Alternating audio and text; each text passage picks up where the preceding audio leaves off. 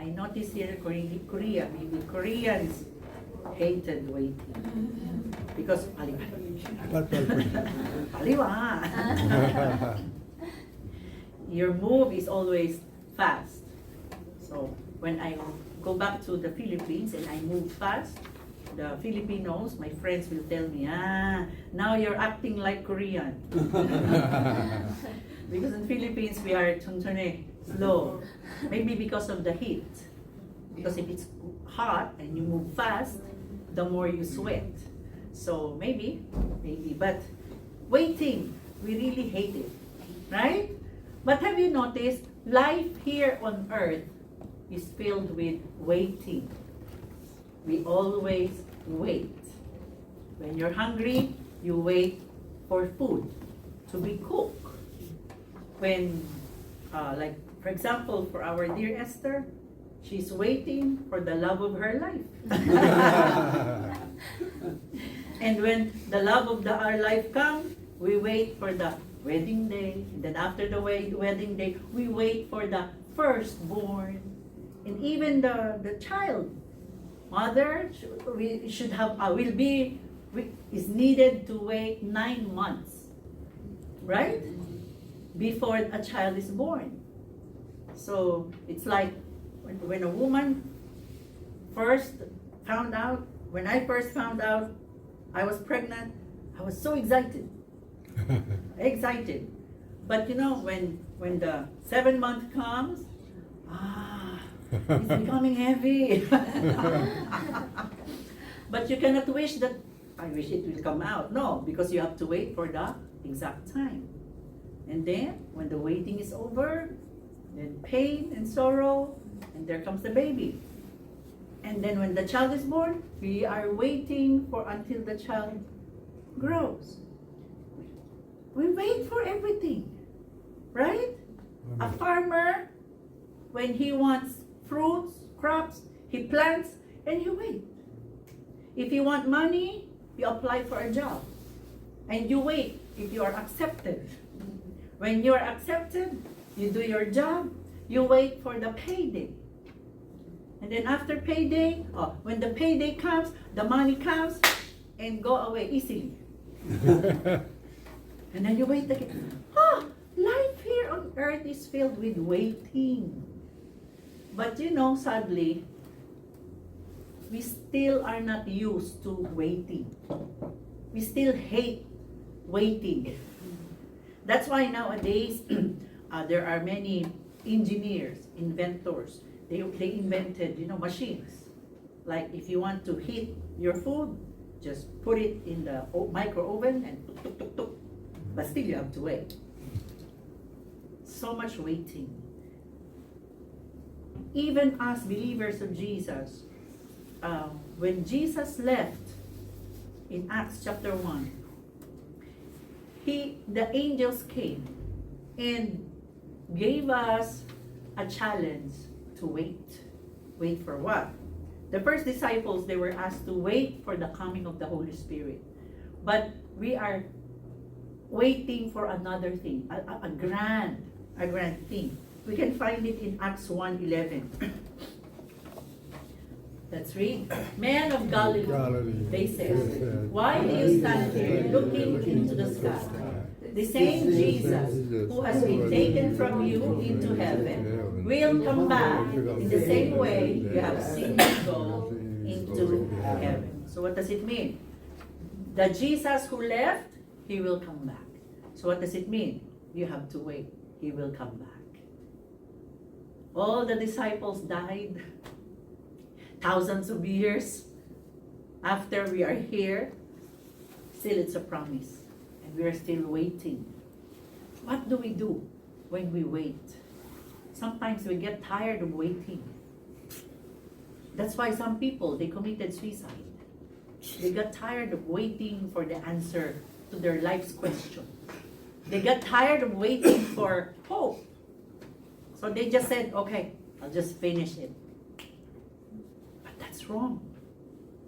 There is hope in waiting, and there is a reason, there is a purpose why God allows us to wait. We will learn from these two men in the Bible. I want to share this morning. And I hope and I pray that we will understand and really learn from Noah and Joseph as they waited. Before that, let us pray. Gracious, loving Father, thank you that even in our time of waiting, you are there, also waiting for us, that we will submit to you, call on you, trust you, and really learn, and grow. Thank you, you have never given up on us. You have never given up on us. Thank you. So help us, Lord, not to give up and wait truly to your perfect will to happen in our lives. Bless our meditation of your words today. Anoint thy servant.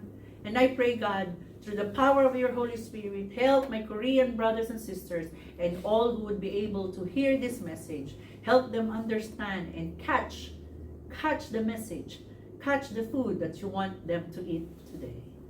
And I give you, only to you, all glory and praises, dear God. In Jesus' name, amen. These two men in the Bible, they experienced waiting.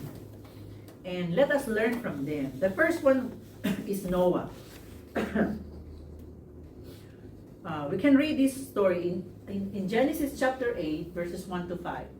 But God remembered Noah and all the wild animals and the livestock that were with him in the ark. And he sent a wind over the earth, and the waters receded. Now the springs of the deep and the floodgates of the heavens had been closed, and the rain had stopped falling from the sky. The water receded steadily from the earth.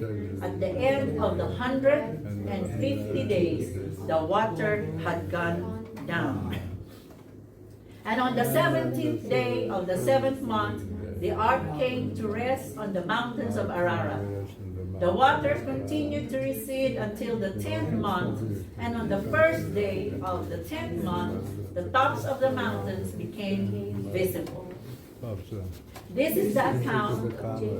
Let's read about Joseph. Okay, this one. The first one was about Noah. Noah waited until the water receded, until the flood went down, so they can come out from the ark. Noah waited. And you know, if you would read it, later I'll show you a table. How long did they wait? Let's read about Joseph. This is the account of Jacob's family life. Joseph, a young man of 17, was tending the flocks with his brothers, the sons of Bilhah and the sons of Zilpah, his father's wives, and he brought their father bad report about them. Joseph had a dream, and when he told it to his brothers, they hated him all the more. He says to them, "Listen to this dream I had. We were binding sheaves of corn out in the field when suddenly my sheaf rose and stood upright, while your sheaves gathered around mine and bowed down to it." So, okay, let's continue. His brother said to him, "Do you intend to reign over us? Will you actually rule us?" And they hated him all the more because of his dream and what he had said. So two scenarios. Noah waiting for the flood, for the water to subside so he can come out. Joseph on the other side. Joseph was given a promise through his dream that he would be like a royalty. He would rule. So he was 17. As a child, he was given this dream. Maybe Joseph had been hoping this will happen. But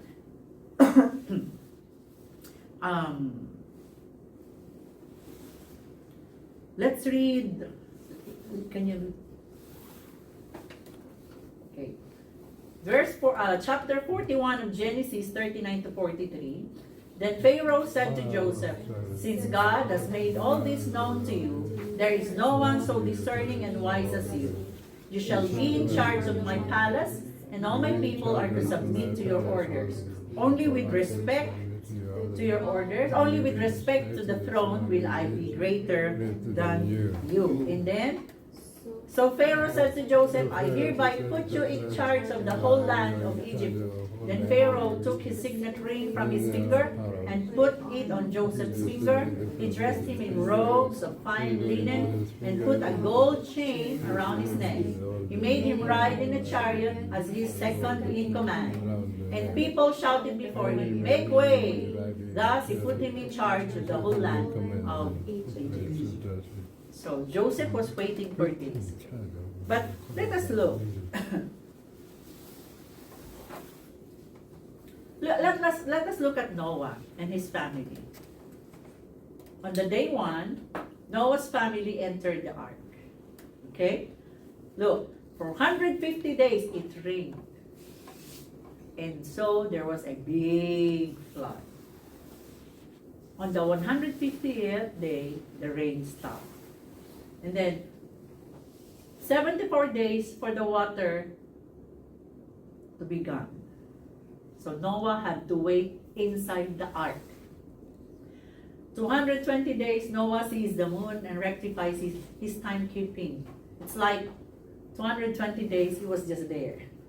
In the ark. On the 27th day of the second month, Noah and his family leave the ark. It says there, Noah and his family spent how many days? 371 days in the ark. Can we do that? In the ark. Later, I'll give more details on that. Let's go to Joseph. Joseph waited how many years? 22 to 23 years before his dream to be a ruler came true. At age 17, he got the dream. But ages 17 to 27, for 10 years, he became a slave. He became a servant. Maybe Joseph was expecting, I thought I'm going to be a prince. But now I'm a slave.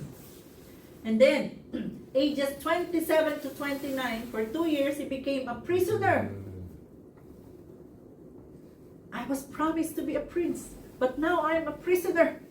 How could it be? And then 29 to 30, he waited for the release. He met somebody in the prison cell. It gave him hope. Oh, maybe tomorrow I would be brought out from the cell. But he waited for another years, so he would be released. And then at age 30, he became the governor of Egypt. What a long wait. From 17 years old to 30 years, 23 years of waiting. Waiting. We hate waiting. Right? Maybe if it's about our punishment, then we want the waiting to be longer. But if it's about something favorable, good thing, we want the waiting to be over. Now, what does the Bible tells us about these people, about them waiting? Let's talk about number 1, temptations and troubles. You know, on the process of waiting, things are happening. We cannot control what will happen while we are waiting. Because we are not God. We are not in control. Let's look at Noah.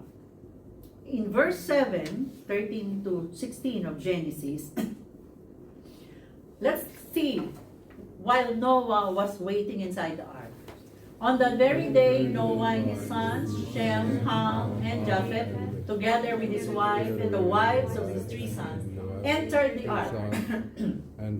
They had with them every wild animal according to its kind, all livestock according to their kinds, every creature that moves along the ground according to its kind, and every bird according to its kind, everything with wings. pairs of all creatures that have the breath of life in them came to Noah and entered the ark. The animals going in were male and female of every living thing, as God had commanded Noah. Then God the Lord shut him in. There's no way Noah can go out. Why? Because the Lord shut him in. It was God who closed the door. Now, what's the trouble? You know, while I was reading this, I started laughing. I said, oh my goodness, I cannot imagine myself living on a big mansion, okay, with all the wild animals, tigers, lions, elephants, snakes, birds. Can you imagine yourself? Ostrich. The Bible says all creatures, all animals, locked in with Noah. Maybe they had a trouble sleeping. Because at night, the owls would enjoy. Can you imagine it? And at night, the fox would. Imagine it. Can you imagine it? All the sound these animals are doing. All the snake. And I said, oh no, I cannot imagine what trouble Noah and his family were in. They were inside that ark with all these creatures. I used to have a dog. Chipsanim have a dog. That one dog would sometimes make your day crazy. That dog sometimes, we train the dog to poo there, but sometimes, especially when they get older, they poo everywhere. Sometimes you're sleepy, you will go to the toilet and then boom, you step on the pool. Imagine the trouble of Noah and his family living shut in with all these wild animals. Not only that, imagine the snake. Snake creeping with where you live. Whoo! Alligators, crocodiles. Can we do that? That's crazy life. But Noah has to wait. Wait with those wild animals. All the birds flying, making those weird sounds. Can you imagine? Maybe if Noah is Korean, he would say, yeah, be quiet. There's no choice. Noah had to stay there. He has to wait. What is this telling us, brothers and sisters? Sometimes in our life of waiting, there are many troubles coming our way.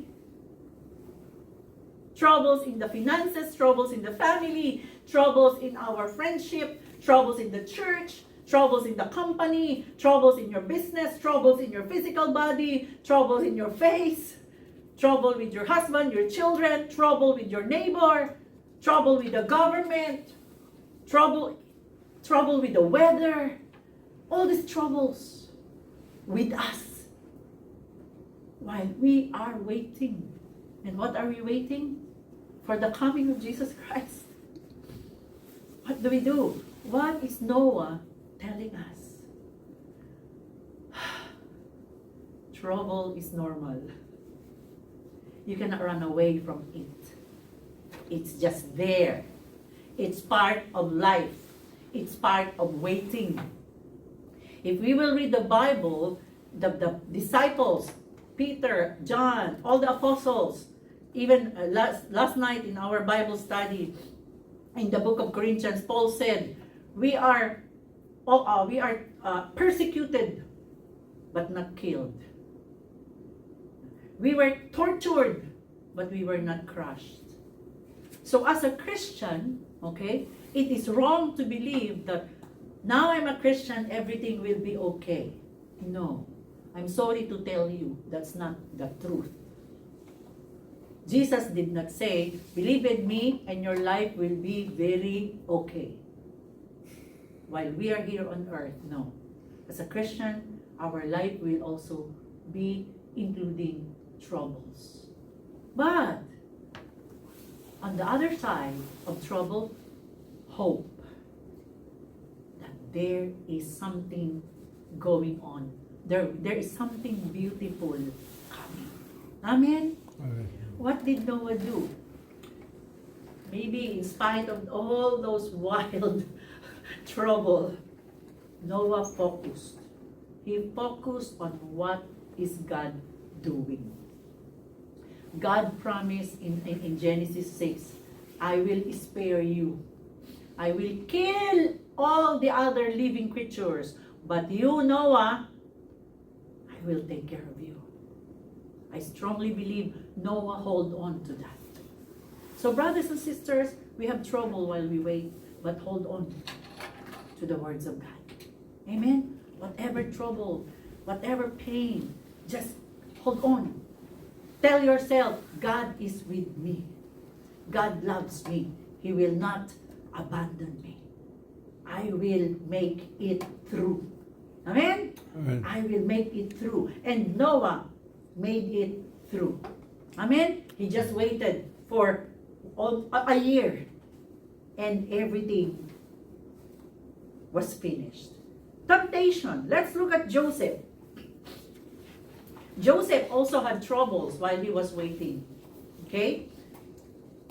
His brothers put him in a well, sold him, hated him. Those are troubles. And then he became a slave. But aside from this trouble, Joseph experienced temptation. Look at these verses. Genesis 39, 7 to 12. And after a while, his master's wife took notice of Joseph and said, come to bed with me. But he refused. With me in charge, he told her, my master does not concern himself with anything in the house. Everything he owns, he has entrusted to my care. No one is greater in this house than I am. My master has withheld nothing from me except you, because you are his wife. How then could I do such a wicked thing and sin against God? And though she spoke to Joseph day after day, he refused to go to bed with her or even to be with her. One day, he went into the house to attend his duties, and none of the household servants was inside. She caught him by his cloak and said, come to bed with me. But he left his cloak in her hand and ran out of the house. Ah, what a temptation. Mrs. Potiphar, for sure she's beautiful. For sure she smells good. For sure she has a good body. And here is Joseph, still single, young, as a young man. Maybe he is strong and active and handsome. And Mrs. Potiphar wanted Joseph so much. What a shame for this woman. She was the one going to Joseph, come. But let us learn from what Joseph did. Okay? Joseph did not say, shoo, go away from me. No, what did Joseph do? He ran away. He ran away. He himself ran away from the temptation. There is a song in the Philippines that says, in Tagalog, let me sing it. O tukso, layuan mo ako.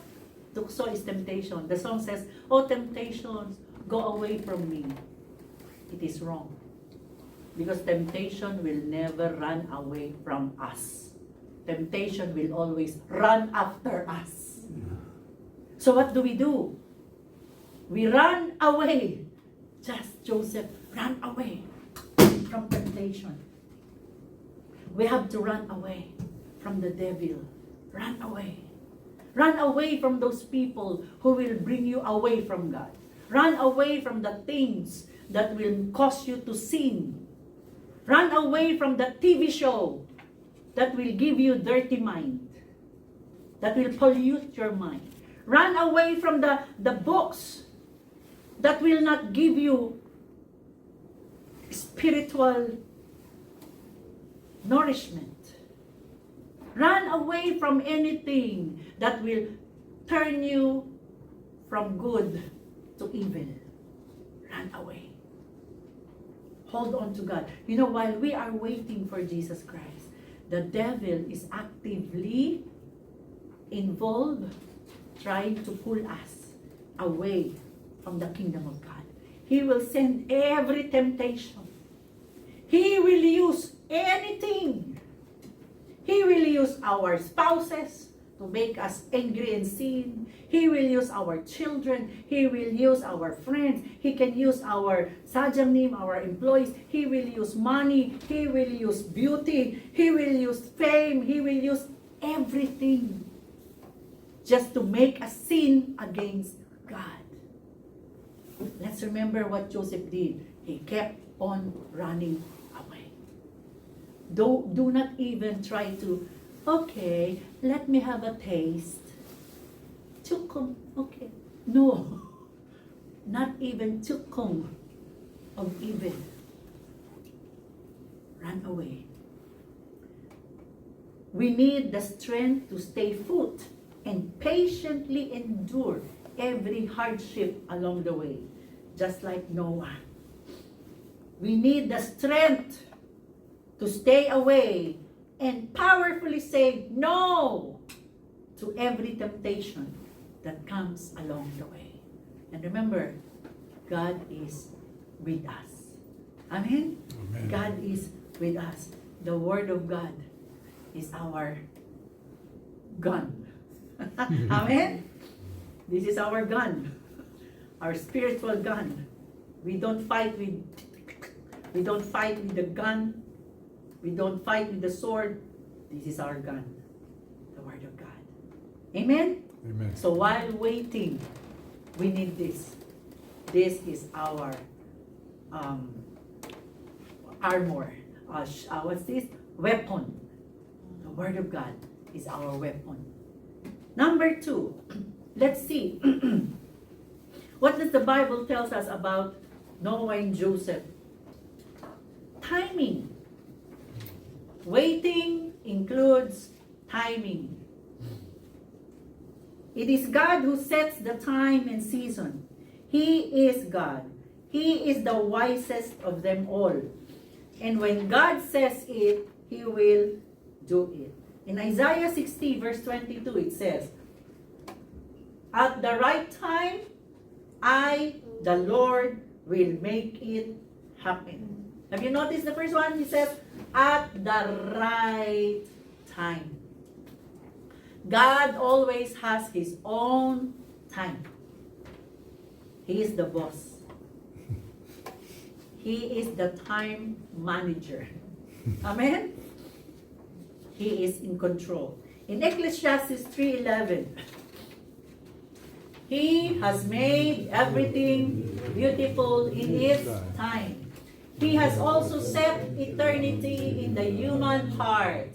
Yet no one can fathom what God has done from beginning to end. Indeed, we cannot understand. Fathom, another word for understand. We cannot truly understand what God is doing from start to end. Why? Because we're only human. So what do? We wait. We wait for God to finish His business. We wait for God to finish what He promised. While waiting, we have to hold on, to pursue the right tempo.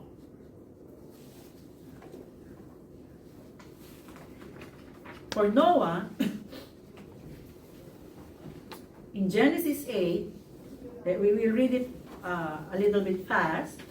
Genesis 8, starting from verse 2 to 14. Now, the springs of the deep and the floodgates of the heavens had been closed, and the rain had stopped falling from the sky. The water receded steadily from the earth. Look at this one. At the end of the 150 days, the water had gone down. And on the 17th day of the 7th month, the ark came to rest on the mountains of Ararat. The waters continued to recede until the 10th month. And on the first day of the 10th month, the tops of the mountains became visible. Let's pause for a while. Have you noticed that the Bible is very discreet, very detailed? God allowed Moses to write the details. How many days, how many weeks, how many months. Because our God is a God of details. Why is detail very important to our God? Because for God, the right timing is very important. Let's continue. Verse 6. After 40 days, Noah opened a window he had made in the ark and sent out a raven. And it kept flying back and forth until the water had dried up from the earth. Then he sent out a dove to see if the water had receded from the surface of the ground. But the dove could find nowhere to perch, because there was water over all the surface of the earth. So at this time, only the top of the mountain has no water. Below, there's still water. So it returned to Noah in the ark. He reached out his hand and took the dove and brought it back to himself in the ark. And verse 10, look at this one. He waited what? 7 more days. And again sent out the dove from the ark. Another week. When the dove returned to him in the evening, there in its beak was a freshly plucked olive leaf. Then no one knew that the water had receded from the earth. Okay, so no more water. There is already an olive tree. Let's go out. No. In verse 12 it says, he waited 7 more days and sent the dove out again. But this time it did not return to him. By the first day of the first month of Noah's 601st year, the water had dried up from the earth. Noah then removed the covering from the ark and saw that the surface of the ground was dry. By the 27th day of the 2nd month, the earth was completely dry. Wow! Have you seen that?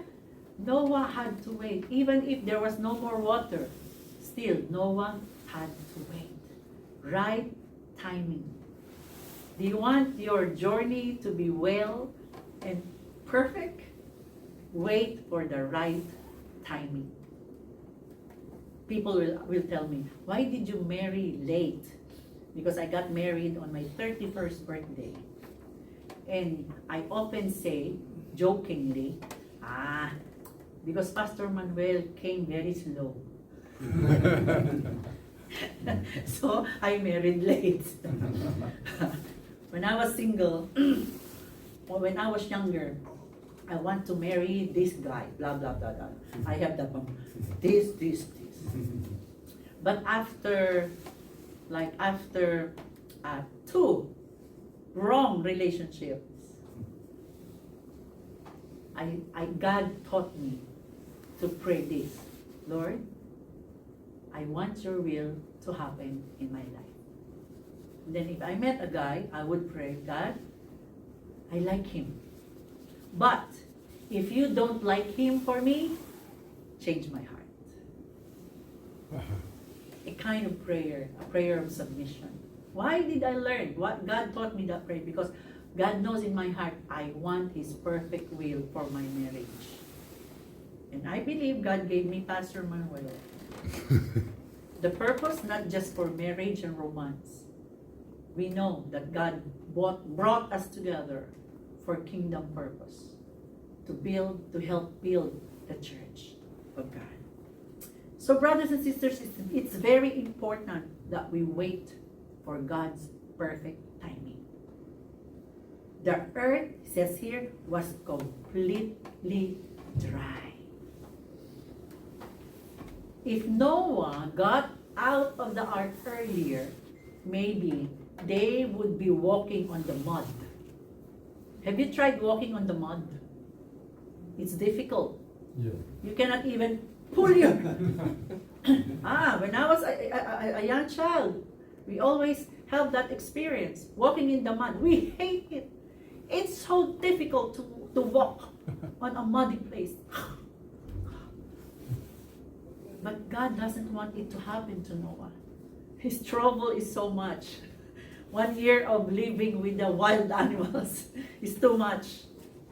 Noah waited for the right timing so they would be able to walk on dry ground. Amen? Amen. If you want your life to be more pleasant, like everything is properly aligned, wait for the right timing of God. Let God be the boss. Let God be the driver of your life.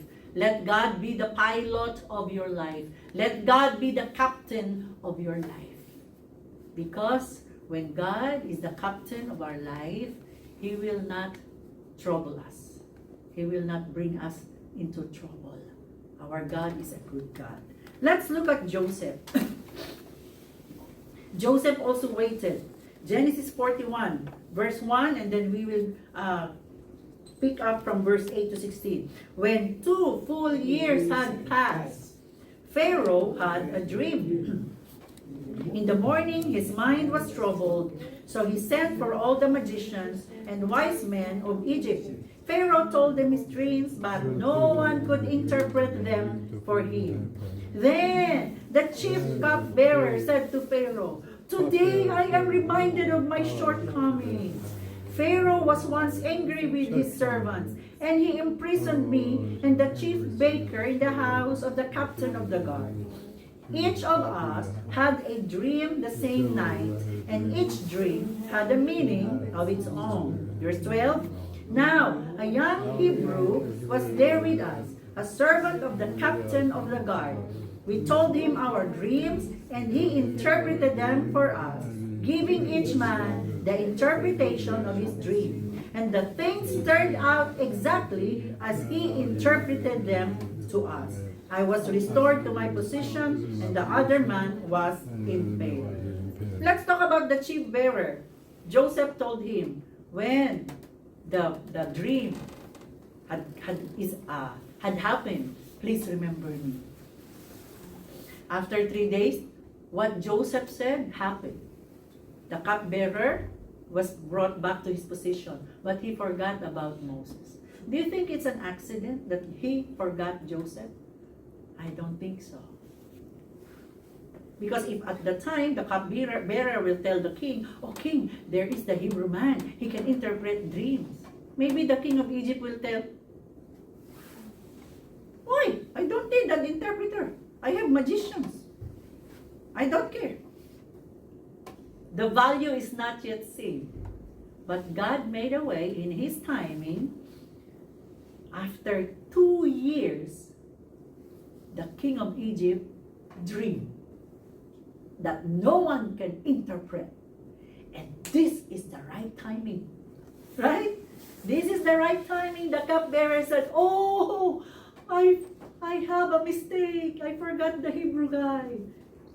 It's not really a mistake. God intended it to happen.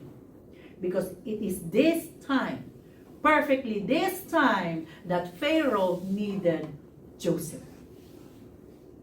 So, in verse 14, let's read. So Pharaoh sent for Joseph, and he was quickly brought from the dungeon. Now, imagine Joseph was waiting for inside the dungeon. From the dungeon to the palace. When he had shaved and changed his clothes, he came before Pharaoh. Pharaoh said to Joseph, "I had a dream, and no one can interpret it, but I have heard it said of you that when you hear a dream, you can interpret it." Look at Joseph's faith in God. He was not proud. Look at his answer. "I cannot do it."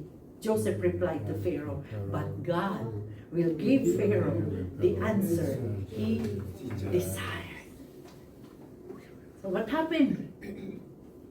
He gave the answer, and as we read in the earlier verse, Pharaoh assigned Joseph. Right?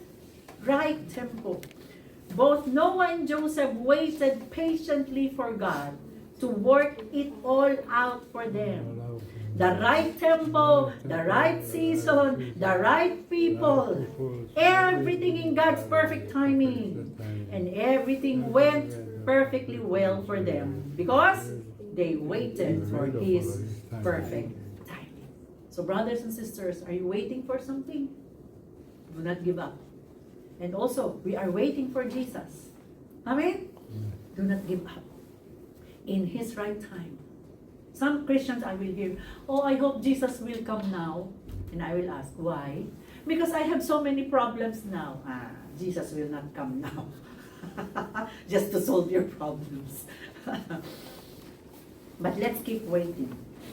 Finally, let us also learn how to trust and obey God through the life of Noah and Joseph. As we wait for Jesus' return, we need this. We need to trust more and to obey more our God. Let's read Noah in Genesis chapter 8, 15 to 18 to 19. Then God said to Noah, "Come out of the ark, you and your wife and your sons and their wives. Bring out every kind of living creature that is with you, the birds, the animals, and all the creatures that move along the ground, so they can be multiplied on the earth and be fruitful and increase in number on it." 18.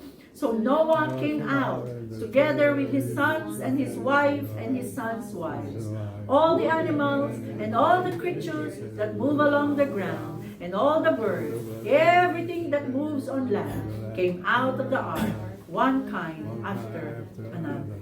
Did you see the point here? When did Noah come out of the ark? It was after God said, "Come out of the ark."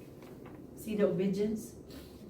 Noah did not ask God, "Hey God, I think the land is already dry. Can we come out now?" No, Noah waited until he hear from God. And when he heard, God told him, "Come out of the ark." It was only then that Noah opened the door of the ark and brought everything out from the ark. His trust in God made him wait. His trust in God made him obey. And everything was done perfectly. Perfectly. When we trust and obey God, sometimes we really have to wait. Wait for His words. Wait for His tempo. But it's better to trust and obey God. If we believe that God is God, then we should treat Him as God. Amen? Some people, they say, "Oh, I believe in God." But then they would play God themselves. They wanted to manipulate the hands of God. No, we don't manipulate the hands of God. We listen to Him, we obey Him, we follow Him. If God says so, let's do it.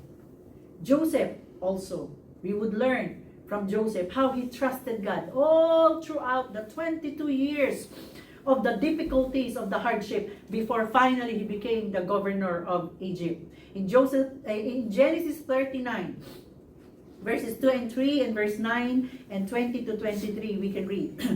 The Lord was with Joseph so that he prospered, and he lived in the house of his Egyptian master. When his master saw that the Lord was with him, and that the Lord gave him success in everything he did, his master promoted him. Verse 9, "No one is greater in this house than I am. My master has withheld nothing from me except you. Because you are his wife, how then could I do such a wicked thing and sin against God?" Have you noticed these two things? Okay? In the first verse says, in verse 2 it says, the Lord was with Joseph and he prospered. The Lord was with Joseph. Why was the Lord with Joseph? Why do you think? Why do you think God was with Joseph? I think I know why. Because Joseph feared the Lord. Because Joseph trusted the Lord. Because Joseph, is righteous in the eyes of the Lord. Like when Mrs. Potiphar was trying to tempt him, he answered, how could I sin against God? He honors God. That's why God was always with Joseph. Even when Joseph was put to jail. Let's read verse 20 to 23. Joseph's master took him and put him in prison, the place where the king's prisoners were confined. But while Joseph was there in prison, the Lord was with him. He showed him kindness and granted him favor in the eyes of the prison warder. So the warder put Joseph in charge of all those held in the prison, and he was made responsible for all that was done there. The warder paid no attention to anything under Joseph's care, because the Lord was with Joseph and gave him success in whatever he did. Because Joseph trusted God. Because Joseph, lived for God. Lived to honor God. He tries his best to live a righteous life. He says no to sin. He lived for God. So God is always with him. Amen. Amen. Remember the Bible verse we are reciting? Blessed is the man who does not walk in the walk of the sinners, nor sit in the seat of the evildoers, but his joy is in the words of God. It says there in verse 3, I think, he is like a tree planted in the stream of water. Every season he has fruits. He never runs out of green leaf. If a person is walking properly with God and for God, living for God, he will be like a tree, prospering. Just like here, God gave him success whatever he did. In the heart of Joseph, God can see that Joseph honored God, that Joseph trusted in God, that Joseph's heart wants to obey God. In Genesis 45, verses 4 to 8, we can read. When Joseph revealed himself to his brothers, he's supposed to be angry with his brothers because it was his brothers who sold him to slavery. Maybe if you or me would be Joseph, I would hate them. But no, Joseph did not hate them. Let's read the verse. Then Joseph said to his brothers, come close to me. See? Before this verse, Joseph said, I am Joseph, your brother. And all his brothers went, oh no, now he is in the high rank. Maybe they were afraid, oh no, maybe now he will punish us. Because now he has the authority. He will just clap and the Egyptian soldiers will obey him. So maybe his older brothers were so afraid, oh no, no, no, no. But Joseph said, come close to me. When they had done so, he said, I am your brother Joseph, the one you sold into Egypt. And now, in verse 5, and now do not be distressed, and do not be angry with yourselves for selling me, because it was to save lives that God sent me ahead of you. For 2 years now, there has been famine in the land, and for the next 5 years, there will be no plowing and reaping. But God sent me ahead of you to preserve for you a remnant on earth and to save your lives, but by a great deliverance. See? Because Joseph trusted God and he was willing to obey God no matter what. Joseph was able to see beyond. He says, brothers, do not be upset. Do not feel guilty. It was not you who brought me to Egypt. It was God. Joseph knew. Joseph then realized everything. All the sufferings and temptations and the humiliations. All the hard work. While he was waiting for that dream when he was 17 years old. Nothing is useless. For at the right time of God, as he patiently trusted God and waited, everything became real. So Joseph said, don't worry, God put me here to save you. Joseph knew he has a divine purpose. Why? Because he knew. He trusted God.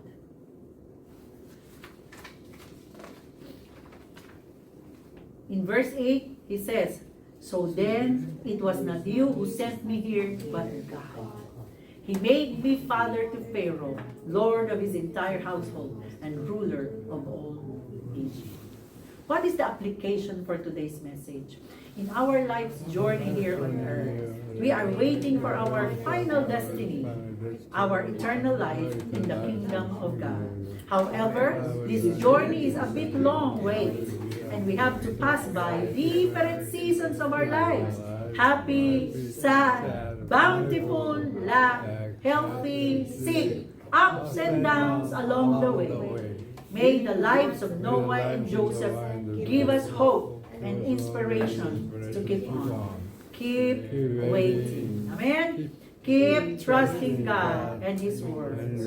Always see to it that the walk on God's perfect will. We have to walk on God's perfect will. For only those who remain faithful and true to God shall inherit eternal life. And the last verses, Matthew 24:13, Jesus said, "But the one who stands firm to the end will be saved." Jesus Christ is coming soon. Stand firm as you wait for Him. Amen? Amen. Amen. In your papers, I also wrote several verses in Revelations. Promise of God in Revelations 3 verse 5.